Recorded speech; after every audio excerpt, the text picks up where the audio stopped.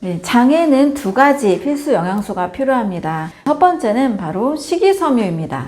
네, 식이섬유 하면 현미나 콩에 있는 거친 잡곡의 껍질을 먼저 떠올리기 쉬운데요. 이렇게 물에 녹지 않는 불용성 식이섬유라고 할 수 있습니다. 네, 불용성 식이섬유도 어느 정도는 필요합니다. 불용성 식이섬유는 중금속이나 독소를 흡착해서 내보내는 역할을 해주죠. 그런데 거친 잡곡의 이 껍질들은 장 점막이 약한, 우리 피부가 얇은 사람이 있고 피부가 두껍고 튼튼한 분들이 계시잖아요. 장 점막도 얇은 점막을 가지신 분들은 그 껍질들이 지나가면서 상처를 내기도 합니다. 그래서 모든 분들에게 100% 현미가 좋다라고 말씀드리기는 어렵고요. 장 점막 건강 상태에 따라서 결정될 수 있습니다. 이렇게 불용성 식이섬유도 있지만 더 장에 중요한 것은 물에 녹는 수용성 식이섬유입니다. 이 수용성 식이섬유가 하는 일이 훨씬 더 많다라고 할 수 있는데요. 이 수용성 식이섬유는 크게 4종류의 식품군에 들어 있습니다. 첫 번째는 바로 과일 속에 들어있는 펙틴이라는 수용성 식이섬유입니다. 딸기 주스를 갈아놨는데 어느 순간 보니까 이게 끈적끈적해진 젤리 형태로 변한 것을 보신 적이 있으시죠? 이것이 바로 수용성 식이섬유, 딸기 속에 들어있는 펙틴이라는 수용성 식이섬유가 수분을 끌어당겨서 젤리처럼 변한 겁니다. 자, 이것이 장에 들어가서 변해 있는 고형물들을 매끈하게 만들어주는 역할도 해주고 또 여러 콜레스테롤이나 불필요한 성분들을 흡수시켜서 콜레스테롤을 떨어뜨리는 역할도 같이 해줍니다. 다이어트나 피부 미용에도 굉장히 좋은 성분이죠. 자, 과일 속에 들어있는 수용성 식이섬유는 펙틴이라고 하고요. 또 해조류에 들어있는 수용성 식이섬유는 알긴산이라고 합니다. 미역이나 다시마나 이 해조류를 보면 뭔가 끈적끈적한 물질들이 있죠. 이게 바로 알긴산입니다.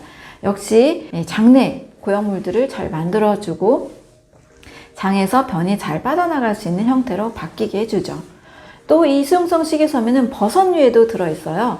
우리 면역력에도 굉장히 좋다고 알려진 베타글루칸이라는 성분입니다.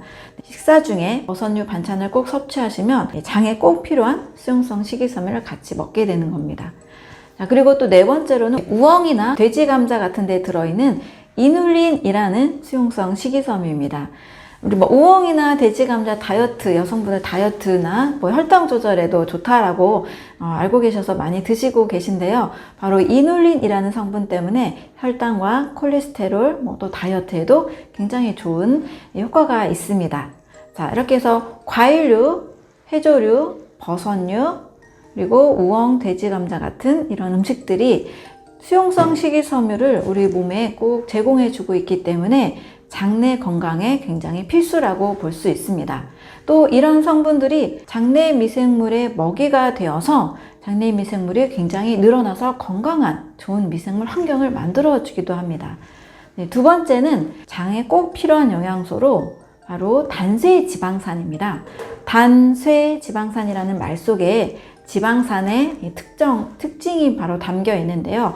지방산은 장쇄, 긴 사슬, 그리고 중쇄, 중간 사슬, 단쇄, 짧은 사슬 형태로 지방산의 종류가 나뉘어져 있습니다. 단쇄 지방산은 짧은 사슬 지방산이라는 의미인데요. 아세트산, 프로피온산, 부티르산 같은 종류들을 단쇄 지방산이라고 합니다. 이 단쇄 지방산은 어떻게 만들어지냐면 이 장내 미생물이 자기들의 각각의 식이섬유나 여러 당류들을 먹고 만들어낸 성분들입니다. 결국 사람이 직접 만들지 못하고 장내 미생물의 도움을 받아야만 만들어지는 거죠. 근데 이게 무슨 일을 하느냐? 바로 대장 상피세포에 영양을 공급을 해줍니다. 제가 장 누수 증후군이 있으면 아토피나 알레르기나 여드름이나 우울증 여러 질병의 원인이 될 수 있다고 말씀드렸는데요. 바로 장 누수 증후군을 예방할 수 있는 이 성분입니다. 대장 상피세포를 튼튼하게 해주기 때문에 이 단쇄지방산이 꼭 필요한 거죠. 장 필수 영양제로는 수용성 식이섬유, 과일류, 해조류, 버섯류와 우엉, 돼지 감자에 들어있는 수용성 식이섬유와 그리고 장내 미생물이 만들어내는 단쇄지방산, 이 두 가지가 대장 건강에 꼭 필요한 영양소라고 할 수가 있습니다. 이 단쇄지방산이 꼭 필요한 이유는 바로 대장, 점막, 상피세포를 튼튼하게 해서 장 누수 증후군을 치료하기도 하고 또 크론병이나 염증이나 여러 다양한 면역계의 질병들을 예방하기도 합니다. 그리고 이 대장에 있는 다양한 이 미생물들이 이루고 있는 생태계를 장 마이크로바이옴이라고 하는데요. 이 장 마이크로바이옴과 우리 몸에 있는 다양한 면역 세포들과의 연결 통로가 되어주기도 합니다. 장 마이크로바이옴이 나쁜 균이 많을수록 우리 몸의 면역 세포들도 좋은 신호를 받지 못해서 이 면역력이 떨어진다라는 연구 결과들이 있거든요. 단세 지방산의 충분한 공급이 곧 우리 몸의 면역 세포도 튼튼하게 만든다라는 결론을 만들어줍니다.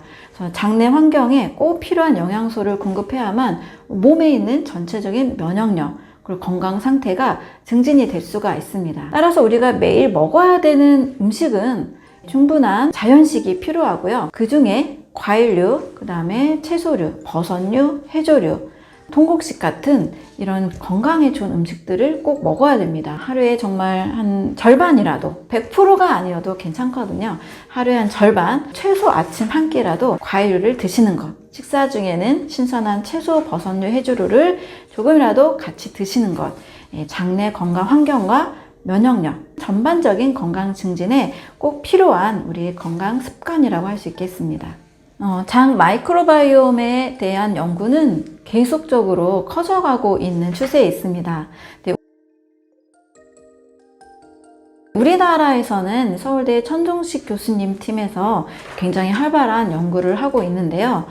모든 질병의 시작이라고 하는 디스바이오시스에 대해서 언급을 하시기도 했습니다. 디스바이오시스니까요. 이 건강한 생태계가 깨졌다라는 뜻인데요. 이것이 일어나고 있는 가장 핵심적인 장소는 바로 장내 환경이라고 이야기를 하고 있습니다. 이 디스바이오시스의 증상은 내부적으로 또 외부적으로 굉장히 다양한 증상을 수반을 합니다. 우리가 쉽게 속이 불편하기도 하고 설사나 변비가 나오기도 하고 가끔씩 구토나 위가 장이 불편한 증상들, 이렇게 내부적인 증상들이 있는 경우에 반드시 외부적인 증상도 같이 따라오게 되는데요. 요즘 많은 분들이 호소하는 머리가 멍한 상태, 브레인 포그도 디스바이오시스 증상과 연관이 돼 있다고 할 수 있습니다. 또 집중력이 떨어진다거나 또 감정의 불균형이 온다거나 우울증이 온다거나 다양한 염증들이 있다는 것, 이런 증상들도 바로 장내 균형이 깨어진 디스바이오시스 증상이라고 할 수가 있습니다.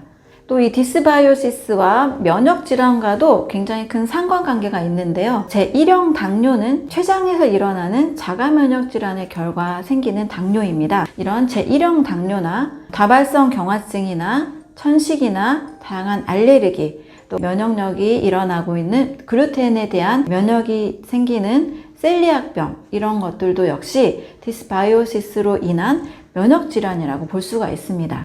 그 외에도 장에서 일어나는 크론병이나 궤양성 대장염이나 점막에서 일어나고 있는 베체트병이나 섬유근막 증후군, 다발성 경화증, 이런 현대의학에서 굉장히 다양한 면역 증상을 일으켜서 고통을 호소하지만 잘 해결이 되지 않는 경우가 사실 다반사죠. 원인에 대한 것도 확실히 규명이 잘 되지 않고 해결책도 그냥 면역을 억제하는, 면역을 줄이는 그런 정도의 치료법이 있는 것이 사실상 한계입니다.